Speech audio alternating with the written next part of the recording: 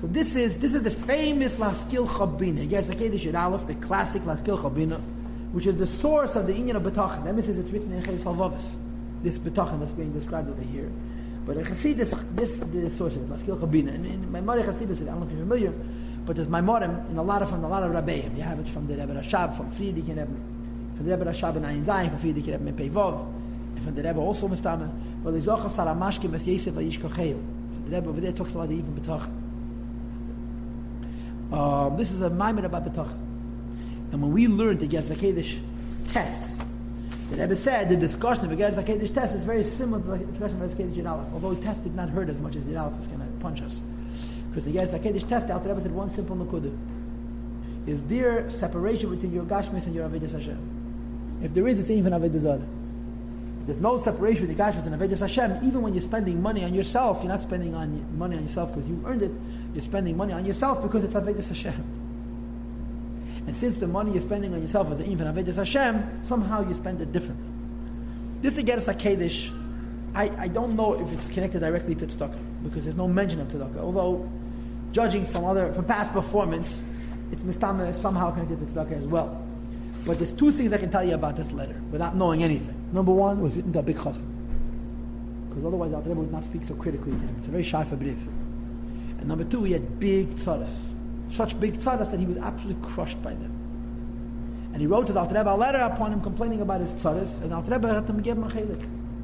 Instead of telling him, I feel your pain, Alter Rebbe put out my rein, where's your betachan in the moon and the Eibishter? And a Rebbe could say it. Somebody else says it. He's a achsa. The Rebbe says it, he loves you. And he's telling it to you about his emes. And so on. So he has tzaras. And Alter Rebbe is telling you to mechazek your betachan. First of all, this is what the Eibishter wants, this is what the Eibishter wants. And of course, the punchline, the conclusion of the Gerz HaKodesh is going to be that when a person is maftiach in Tuvish HaKadosh Baruch Hu, when you see Ra, it looks like to us, me and you, Ra, Yered Mamayla, it becomes good, negative, nigle. So it's mamish. When I learned this Gerz HaKodesh the first time as a young boy, someone told me to learn it. So I read it. It was very depressing. It was like, a guy has tzaras, you come to him to complain, and he bawls you out. My counselor kicked me out of the bunk. So you go to that counselor to complain. What did you do? So he puts you in another class. You have problems with neighbors, and you come to the Alter Rebbe, gives you nachamol. But the Alter Rebbe gets that koyach. When the Alter Rebbe is mechazar, he gets betachan, he's not hurting him. It's full of ava, and the chassid knows it, and it's heptuf. It's get a keach.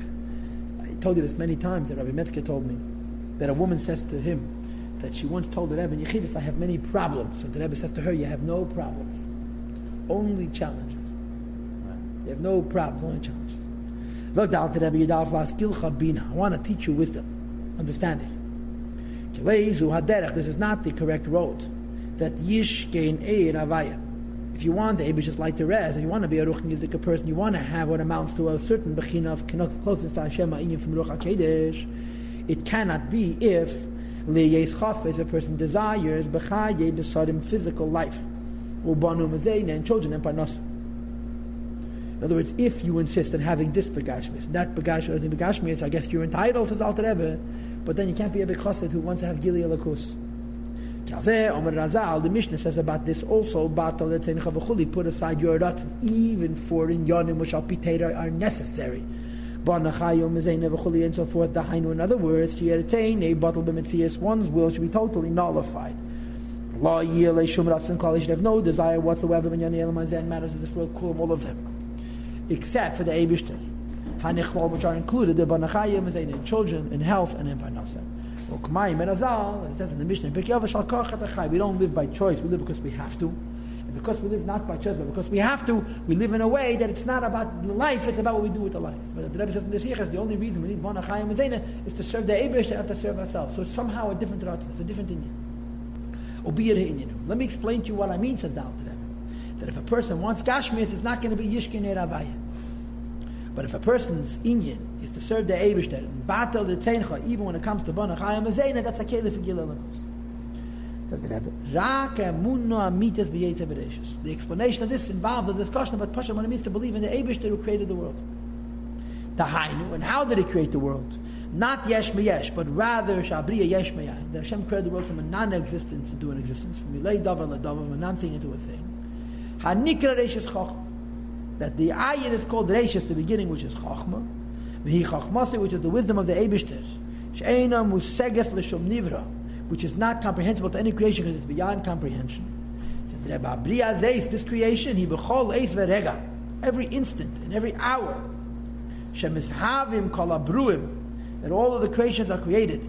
Yesh me'ayin, from a non-existence into an existence. Me'chachmase yizbarach, from the wisdom of the Eibishter, ha'machaya akel, which is life to everything. If you say that creation is yesh me'yesh, it doesn't have to be b'chol rega v'rega. Since we hold, the Alter was discussed at the beginning of Shari Yichud V'Emunah, at the word is yesh me'ayin, Hashem is renewing it every single second. So yesh me'ayin becomes the foundation for Hashgacha Pratis. Yesh me'ayin becomes the foundation for everything comes from the Eibishter, and therefore yesh me'ayin becomes the foundation for Eid Avaya, resting on a person, b'chol rega v'rega. Therefore, u'kishi is beinin ha'adam. If we think about the fact that Hashem creates the world yesh me'ayin, and therefore this perfect Hashgacha Pratis in every prat, there's no such thing as something in this world which is, so to speak, by mistake. So a person will think about this be'emek havanosim, the depth of his understanding, v'yitzayer b'daita, and he will visualize in his mind Yossi is being created. Turn to page 232, Daf Kuf Tazayin on the base. Me'ayin, from a non-existential state to an existential state, b'chol rega v'rega, every moment mamish. So the Alter Rebbe, heich yala al daite, how could it enter his mind kirale that he has evil, or shum yisur, any kinds of suffering, even mibane chayim mezene, from children and parnasa and health and parnasa, or shari yisurim be'elim, other yisurim in the world. Harei ha'ayin, the ein sof of the Eibishter, she chachmasi yisbarach, which is the wisdom of Hashem. Who mekeir ha'chayim va'ateva ha'enik, is the root of life and goodness and pleasure. Ruchni is the good pleasure. And who and this madreg of enik is ha'edin shalamayel ha'elam, goes on the essence of pleasure, which is higher than elam haba, which is only the ha'ar of pleasure, zivtei rasam avedasa. And if we know that everything we're getting from the Eibishter, from Chayim and Teva and Einik, how could we complain?